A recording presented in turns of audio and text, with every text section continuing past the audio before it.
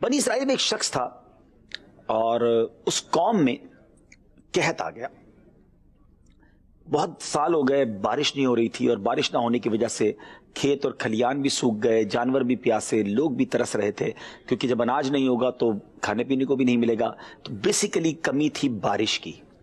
حضرت موسیٰ علیہ السلام کے پاس لوگ آئے اور کہا کہ حضور آپ دعا کریں، آپ اللہ کے نبی ہیں اور بارش ہوگی تو ہمارے اناج اگے گا اور ہم سب اس قحط سے نکل پائیں گے. حضرت موسیٰ علیہ السلام نے ساری قوم کو ایک میدان میں جمع کیا اور اپروکسیمیٹلی کم و بیش 70,000 افراد اس میدان میں جمع ہو گئے. حضرت موسیٰ علیہ السلام نے دعا کرنا شروع کی.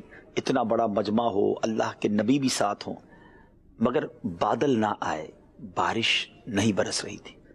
حضرت موسیٰ علیہ السلام نے اللہ کی بارگاہ میں عرض کی کہ مولا بارش کیوں نہیں برس رہی؟ ہم تیرے بندے تجھے پکار رہے ہیں. میں اس واقعے کا مفہوم یا سمجھے مضمون بیان کر رہا ہوں. تو اللہ تبارک و تعالیٰ کی طرف سے ارشاد ہوا کہ اے موسیٰ، تمہارے اس مجمع میں ایک بندہ ایسا ہے جو 40 سال سے میری نافرمانی کر رہا ہے، اور اے موسیٰ جب تک وہ تمہارے درمیان ہے بارش نے نہیں برسنا. اب حضرت موسیٰ علیہ السلام عرض کرتے ہیں کہ مولا 70,000 کا مجمع ہے، میں اس میں سے اس بندے کو کیسے تلاش کروں؟ ارشاد ہوا موسیٰ تمہارا کام آواز لگانا ہے، پہنچانا ہمارا کام ہے. حضرت موسیٰ علیہ السلام کھڑے ہو گئے اور آپ نے مجمع سے ایڈریس کیا، بیان کیا کہ اے وہ شخص جو ہمارے اس مجمع میں موجود ہو، جو 40 سال سے اللہ کو ناراض کر رہے ہو، اس کے غضب کو دعوت دے رہے ہو، اتنی بڑی نافرمانی تم نے کی ہے، ہمارے مجمع سے نکل جاؤ، کیونکہ تم جب تک اس مجمع میں ہو بارش نے نہیں ہونا. ذرا غور کیجیے ناظرین کہ پورا شہر جمع ہو اور ایک بندے کو یہ کہا جائے کہ تم اس سے نکل جاؤ. اب اس بندے نے بڑے کمال کا کام کیا. اس بندے نے وہ پہلے تو سمجھ تو گیا کہ میں ہی ہوں، کیونکہ اس کو ریئلائز ہو گیا کہ میں واقعی 40 سال سے اللہ کی نافرمانی کر رہا ہوں. پہلے تو اس نے ویٹ کیا، دائیں دیکھا بائیں دیکھا کہ شاید کوئی اور کھڑا ہو جائے.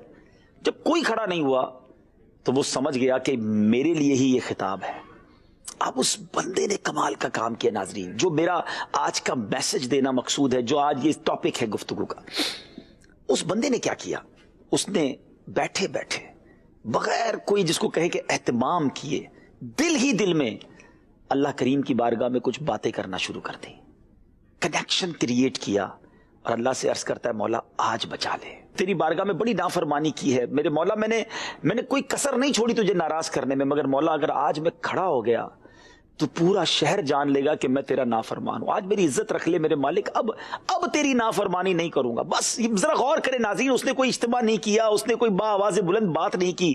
اللہ دلوں کی سنتا ہے، وہ دل ہی دل میں رب کو پکار رہا ہے. ناظرین آپ جانتے پھر کیا ہوا؟ تھوڑی دیر ہوتی ہے اور بادل آتے ہیں اور موسلا دھار بارش برسنا شروع ہو جاتی ہے. ناظرین کیسے بارش برسی؟ حضرت موسیٰ علیہ السلام نے اللہ کی بارگاہ میں سوال کیا کہ میرے مولا بندہ تو کوئی نہیں نکلا، بارش کیسے ہو رہی ہے؟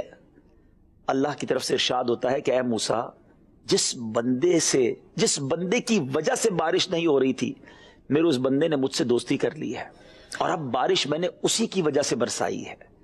حضرت موسیٰ علیہ السلام کہتے ہیں مولا پھر مجھے اس بندے سے تو ملا دے کہ جو اب تیرا دوست بن گیا، جس کی برکت سے تو نے بارش برسائی. سنو کیا ارشاد ہوتا ہے. رب فرماتا ہے موسیٰ جب وہ میرا نافرمان تھا میں نے تب اس کے عیب نہیں کھولے، اب تو میرا فرما بردار ہو گیا ہے، میں کیسے اس کے عیب کھول دوں؟ کیونکہ ابھی بھی اگر پتا چل جاتا کہ یہ وہ شخص ہے جس کی وجہ سے بارش ہوئی تو یہ بھی تو ساتھ پتا چلتا نا کہ گناہگار بھی یہی تھا، خطا کار بھی یہی تھا.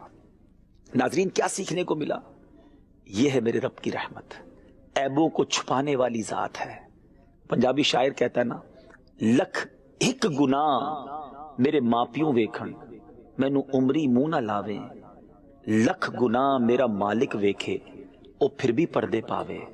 اللہ کریم ہمارے عیبوں کو چھپاتا ہے. ذرا غور کرے نا ناظرین، ذرا غور کرے کتنے گناہ میں نے کیے اور کتنے گناہ آپ نے کیے، چھپ چھپ کر کیے، دنیا میں کوئی نہیں جانتا، مگر اللہ تو جانتا ہے نا. وہ اگر عیب وہ سارے کھول دے، ہم کسی کو منہ دکھانے جیسے نہ رہے. لوگ عزتیں کر رہے ہیں، لوگ ریسپیکٹ دے رہے ہیں، نیک سمجھتے ہیں ہمیں، مگر ہم نے کتنی خطائیں کر رکھی ہیں. بلکہ ہم جیسا خطاکار کون ہوگا جس کو اپنی خطائیں بھی یاد نہیں ہیں، بھول گئے خطائیں کر کے، مگر کہیں تو لکھی ہوئی ہے نا. مگر وہ رب پھر بھی چھپا رہا ہے، پھر بھی عزتیں دے رہا ہے. بیسیکلی جو توبہ ہے نا ناظرین، یہ اسی کو کہتے ہیں ان ندم التوبہ، شرمندگی توبہ ہے.